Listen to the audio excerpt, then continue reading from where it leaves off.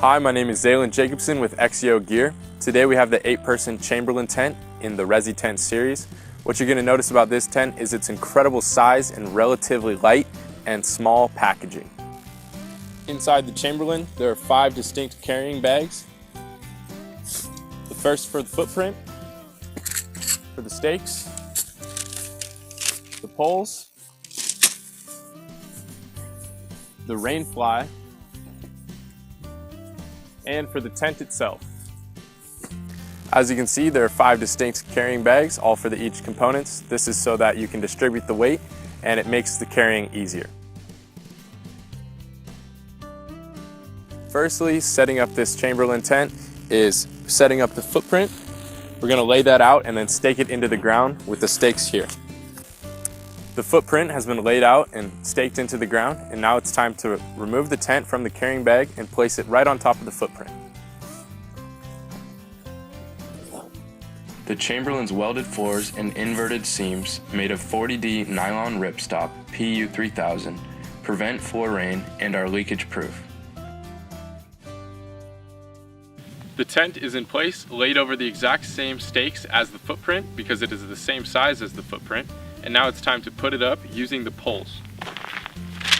We're going to remove the poles from the bag and extend each of them.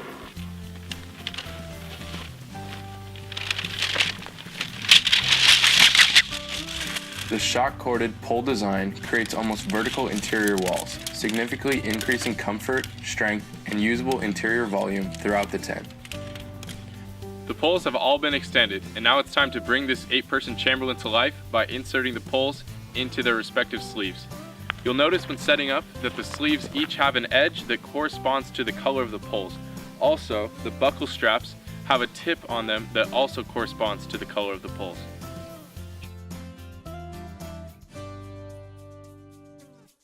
Now we will put each pole into the ring on the buckle strap, and it'll bring this tent to life.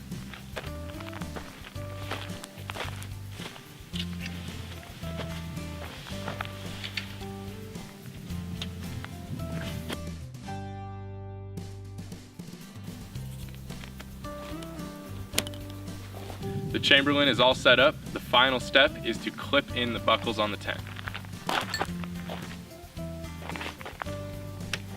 And that's the complete setup for the 8-person Chamberlin Resi tent. Come with me, we'll take a look inside.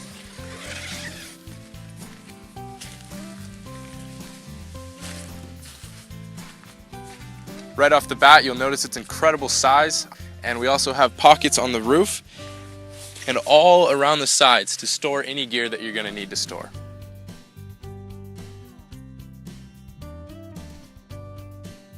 When the weather isn't as perfect as it is out here, you can set up the rain fly. First thing you'll do, remove the rain fly from the carrying bag and then drape it on top of the Chamberlin.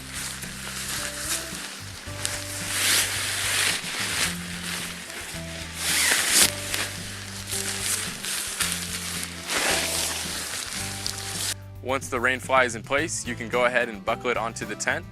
The internal pole structure with double walls maximizes ventilation and minimizes condensation.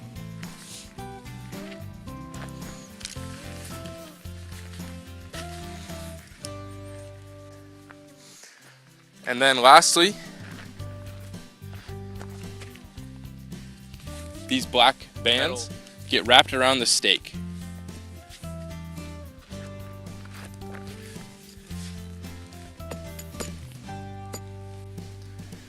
Two last things to note about the rain fly is this cord here pulls tight against a stake to make the rain fly taut, and also the vent extends out, and underneath is the no-seam mesh, which allows for more breathing room inside the Chamberlin. That's it for the 8-person Chamberlin Resi tent. As you can see, one last thing to note is the doors roll up for easy entrance and exit. Now let's take it down.